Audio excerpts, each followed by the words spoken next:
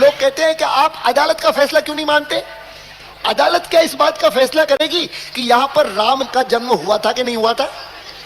आपसे तो इतनी आशा है, बीच में मत पड़ो, रास्ते में मत आओ, क्योंकि ये जो रथ है लोक रथ है, जनता का रथ है, जो सोमनाथ से चला है और जिसने मन में संकल्प किया हुआ है कि 30 अक्टूबर को वहां पर पहुंच करके कार सेवा करेंगे और मंदिर वहीं बनाएंगे। लालदास जी विवादास्पद राम जन्मभूमि के कोर्ट नियुक्त पुजारी हैं। ये जो विश्व हिंदू परिषद ने मंदिर बनाने का कार्य शुरू किया है, इसके बारे में क्या सोचते हैं?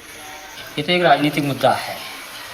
विश्व हिंदू परिषद ने जो कार्यक्रम चलाया है, मंदिर तो बनाने के लिए कोई रोक नहीं था। फिर हमारे यहाँ ऐसा कोई विधान नहीं है कि हम भगवान को अलग हटा करके किसी जगह रखे जाएं, क्योंकि भगवान जहाँ विराजमान हमारे होते हैं हम उसको मंदिर ही मानते हैं। हमारे यहाँ हिंदू परंपरा ही है, चाहे वो किसी भी मकान में रख दिए जाएं तभी हम उसको मंदिर ही कहते हैं, क्योंकि भगवान जहाँ विराजमान है वो मंदिर ही होता है। फिर अलग से मंदिर बनाने का कोई औचित्य नहीं। अगर अलग से भी बनाया जाता तो उस इमारत में जिसमें भगवान विराजमान हैं हम उसको तोड़ना भी नहीं चाहते हैं।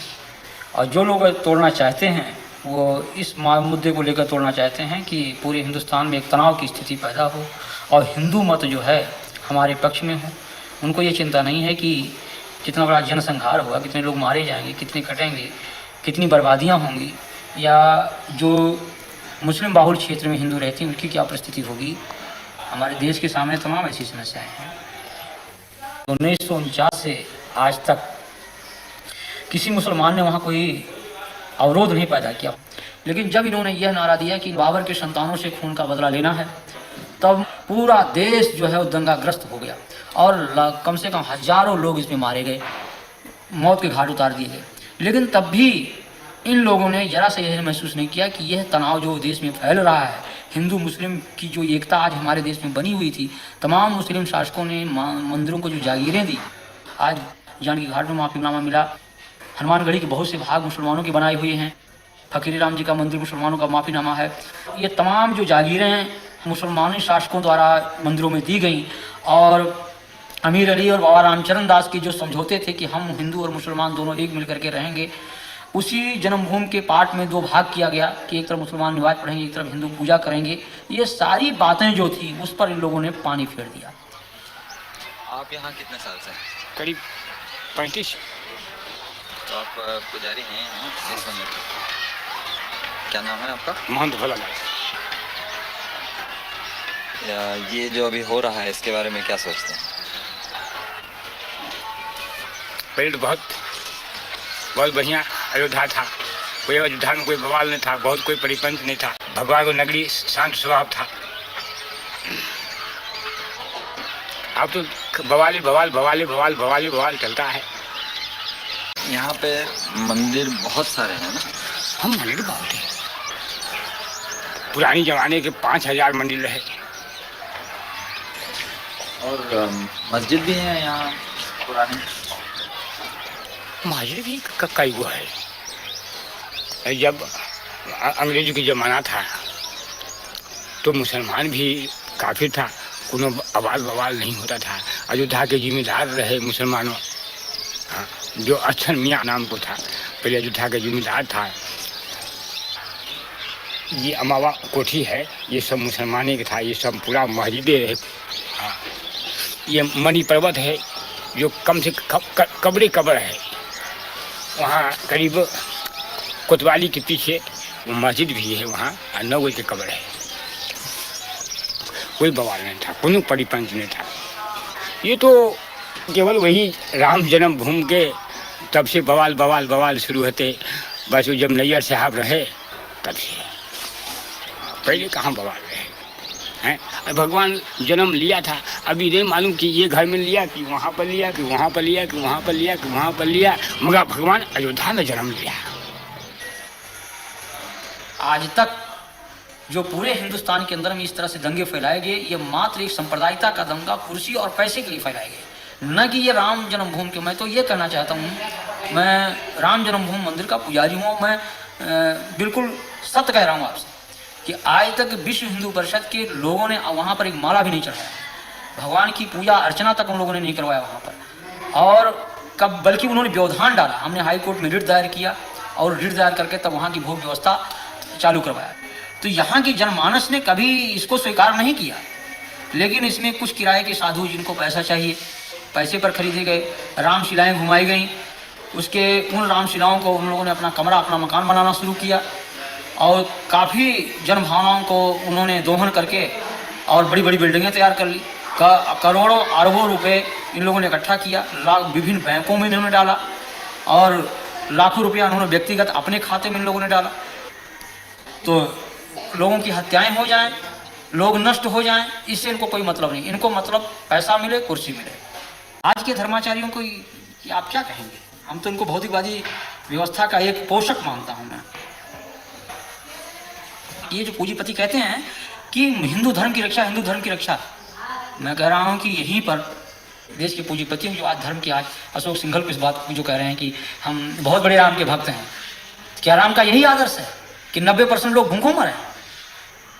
ये हमारे देश की जो विषमता है आज, ये क्या इन धर्माचार्यों की स्थिति नहीं चाहिए?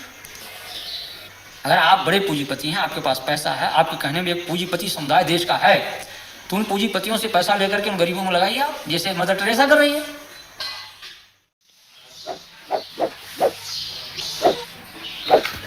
30 अक्टूबर को हिंदू पहुंचेगा, सरजू में एक बूंद जल नहीं रहेगा, वो खून की धारा से नदी बहेगी और सारा अयोध्या रक्त रंजित हो जाएगा। हल्दी घाटी अयोध्या बनेगी, यही इंफाल का मैदान अयोध्या बनेगा, जलियन बाग कांड का उदाहरण अयोध्या प्रस्तुत होगा। बोलो राम जन्मभूमि की जय, काशी विश्वनाथ की जय। मारेंगे मर जाएंगे, मंदिर वहीं बनाएंगे। मंदिर को मैंने कब्जा किया, तोड़ दिया, और तोड़ करके ही हमने चाहे जो कुछ हो जाए, लाठियां सहते भी रहे और हम तोड़ते भी रहे। हमारे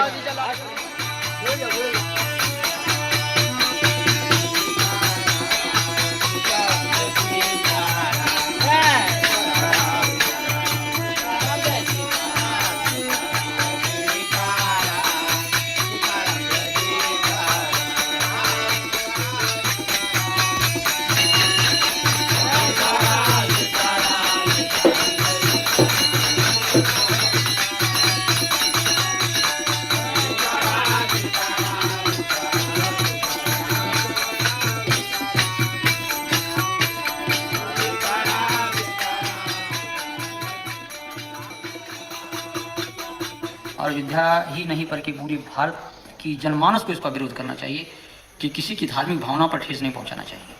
हम किसी के दिल को तोड़े नहीं, हमारा धर्म ये राव नहीं करता है, इस चीज़ को कभी अनुमति नहीं देता है। राम का हमारा ये जो आदर्श है राजनीति का, वो यही है कि जनता सुखी रहे, और जिस तरह से मुख में हम भोजन डालते हैं पेट को मिलता, सभी अंगों को मिलता, उसी तरह से सारी जनता हमारी है, कोई उसमें छोटा बड़ा कोई उसमें ऐसा नहीं है। लेकिन उन आदर्शों की सीधी हत्या की गई।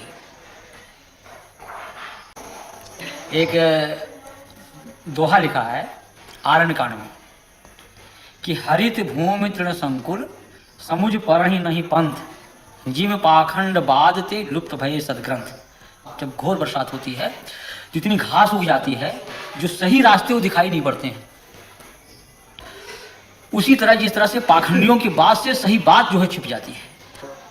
ये सब उन्माद होते हैं, विचार चिंतन ये सब नष्ट हो जाते हैं। लेकिन ये बरसात ऋतु थोड़ी ही देर तक होती है, बाद में लोगों की समझने की, सोचने की ये क्षमता होती है। और जब लोगों को असलियत सामने आ जाएगी, जब लोग जान जाएंगे कि हाँ ये बात गलत कही गई, हम लोगों को गुमराह किया गया, तो अपने ही लोग उसका बहिष्कार कर देंगे। मैं बहुत दुख महसूस करता हूँ, तब भी मैं अपने को उतना ही संयम, उतना ही धैर्य में अपना बना रखा हूँ। तूफान है, लेकिन उस तूफान से हम उसे विचलित नहीं होना चाहिए। ये भाटे की तरह से आया और गया।